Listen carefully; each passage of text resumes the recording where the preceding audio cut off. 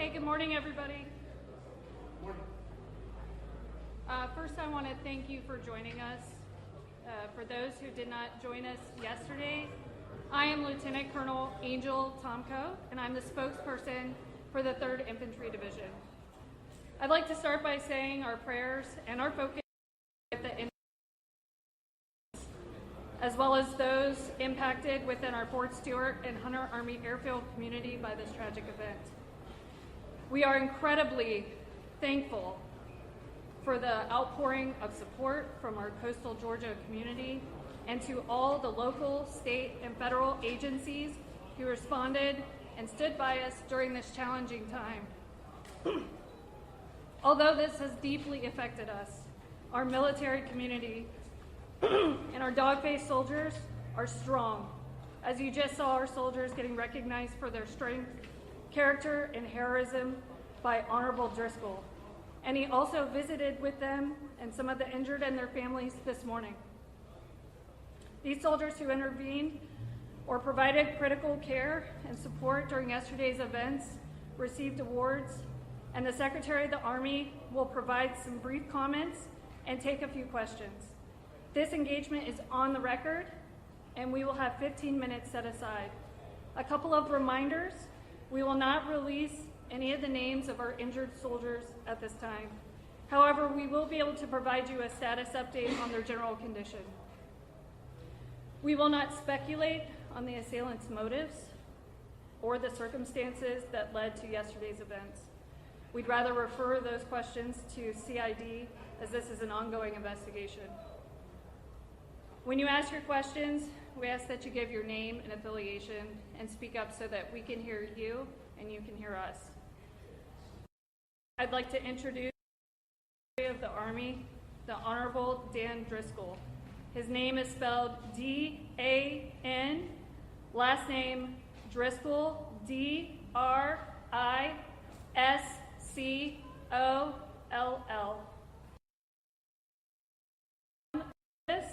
The Commanding General of the 3rd Infantry Division, spelling is J-O-H-N, Lubas, L-U-B-A-S, and we will have CID representation also available. It's the Deputy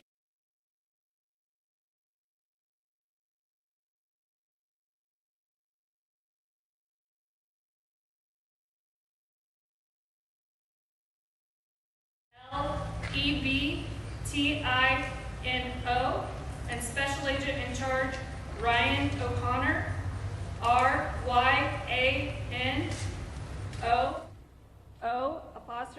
apostrophe C-O-N-N-O-R.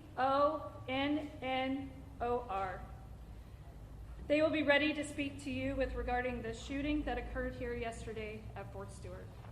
I'd like to now pause and I'll turn it over to them.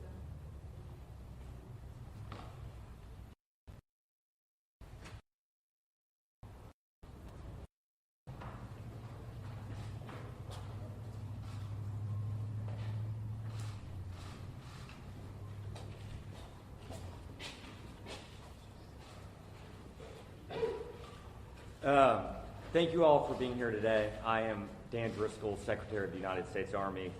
We had two main goals today. It was to come out and first off to support the victims and their families and the community that experienced the shooting tragedy yesterday. And the second one was to recognize the heroism, the courage, and the selfless service of 6 soldiers who put themselves in harm's way yesterday to take care of their fellow soldiers. I want to start off by saying we're standing at the brigade headquarters of the unit that had the shooting yesterday. And this morning, if you were here, what you would have seen is you would have seen a lot of soldiers out doing physical training and PT. That is incredibly important to us because we are highlighting the resilience of the American soldier. We are showing their strength and their courage under fire. They are going to spend the remainder of the day able to meet with counselors, but also getting back to their jobs, serving the American people. We spent this morning, General Lubas and I, visiting some of our soldiers who are in the hospital and meeting with their families. We talked to doctors And one of the things that I can say unequivocally is that the fast action of these soldiers under stress and under trauma and under fire absolutely saved lives from being lost. On behalf of President Trump, Vice President Vance, Secretary Hegseth, they wanted me to tell these soldiers, their family, and this community that the entire federal government stands by and stands ready to care for these soldiers and their family. One of the more important things we were able to do this morning, though, is to recognize the heroism of these 6 soldiers. One of the soldiers tackled the person, so just think about this. They were unarmed and ran at and tackled an armed person who they knew was actively shooting their buddies, their colleagues, their fellow soldiers. Another soldier jumped on top of the person to subdue them until federal law enforcement was able to arrive. The other soldiers, immediately using their training that they had developed over years and years, started to take care of mass casualties. The hospital they took them to in March had just run a mass casualty exercise for a moment just like this. The Army does not want these moments to happen, but it stands ready when necessary to act and care for those when it does. The Army this year is 250 years old. That is 1 year older than this nation itself. These American soldiers highlight exactly what the Army has meant to this country. It has been there in some of the most traumatic moments of this nation's history, and it has been resilient, stood strong, and acted on behalf of American citizens. I just want to thank this community. It is absolutely unbelievable to me the speed with which law enforcement officers showed up, paramedics showed up. We had so many people showing up within the first hour that we actually had to stage some of them away. We are so grateful for this community and all that it does for our soldiers and their families. The investigation is ongoing. I imagine a lot of the questions we'll take will be related to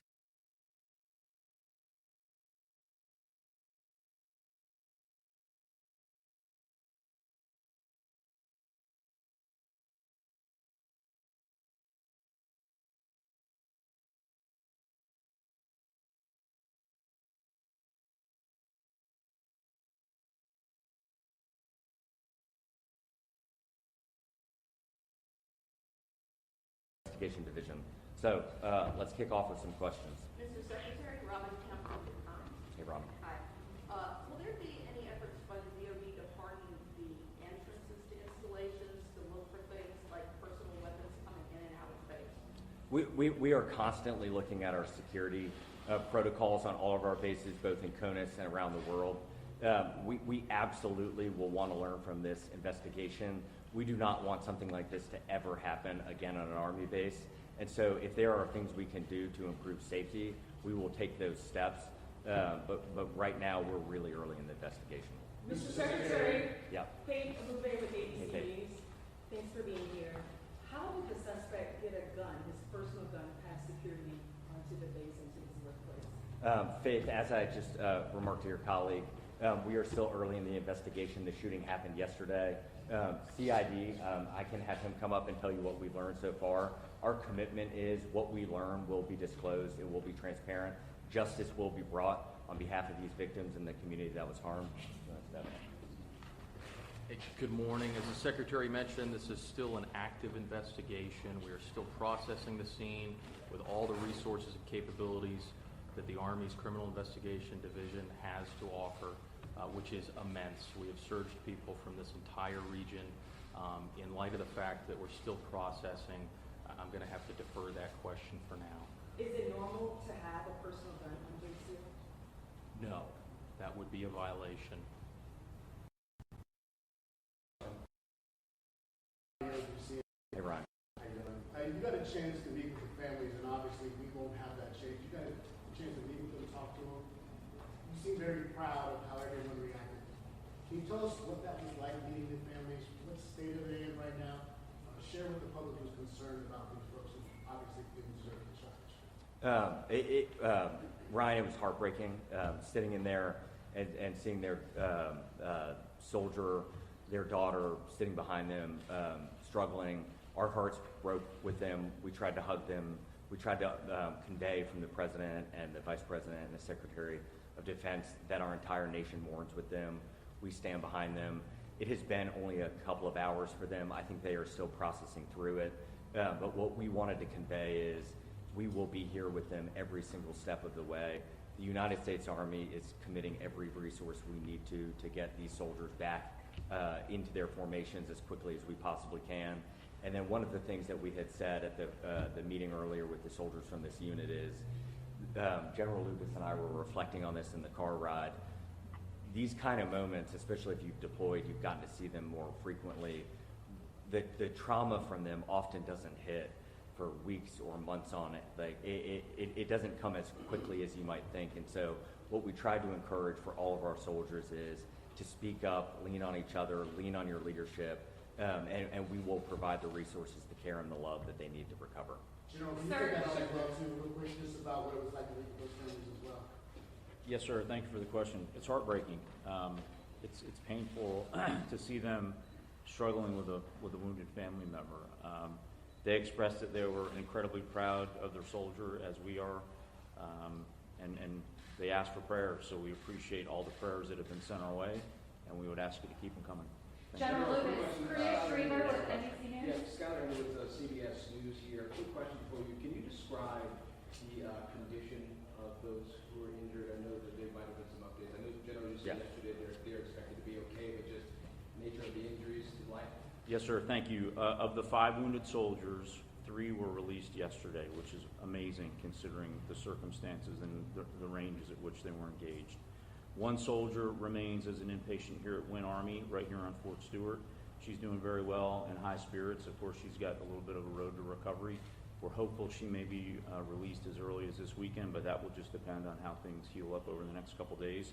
And we have 1 soldier that remains at Savannah Memorial Community Hospital, who I visited with the secretary this morning.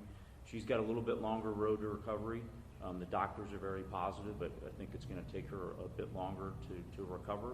But they're very hopeful she's going to make a complete recovery. General Lucas, this is Priya Sridhar with NBC News. I know you guys are prepared for scenarios like this when you go to war zones or on combat deployments, but have you gotten an opportunity to speak to some of the soldiers in this unit about how they're processing that this attack occurred from one of their own, and how are you processing that as a leader? Yeah, I think we train for this on the battlefield, and it's a different situation when it happens on an installation with one of your own. So I think over the upcoming days and weeks, as the Secretary said, people are going to process this and work through this at different rates. And we know we've got to keep a very close eye on them. We've got to wrap our arms around them. We've got a great community here, a great response. As you saw from all the folks the Secretary recognized this morning, the support from the local community, just amazing. So we feel that this demonstrates that we trained internally for the worst case scenario, and our doctors and our medics and our soldiers responded exactly as we trained them to do. And now our job is to make sure that we care for them as they work through this. Thank you. And I just want to recognize behind me to the right, these are the 6 soldiers we were able to recognize today. And they, I mean this as sincerely as humanly possible. I and the administration, President Trump, could not be more proud of them. They are everything that is good about this nation. They are the best among us in our country. They are the best among us in the Army. They acted in a way that I think all of us hope we would under fire, but they did. And so we are just so incredibly proud of them. We are so grateful for them. And one of the things we told them and their colleagues is that we will stand with them as long as we need to get them back where they need to be. Correspondent with the AT, can you all give us a sense going forward what's going to happen next as far as the criminal justice process goes? Has the suspect been actually charged yet? If so, what charges is he facing? The military system works a little different. It does. Suspect is currently in custody, and we are working through the military uniform code of military justice process at this time. Is he going to be transferred to a military detention facility? That is likely. Do you know when or which one? No. You also talked about processing the scene. Can you tell us what's going on today with processing the scene?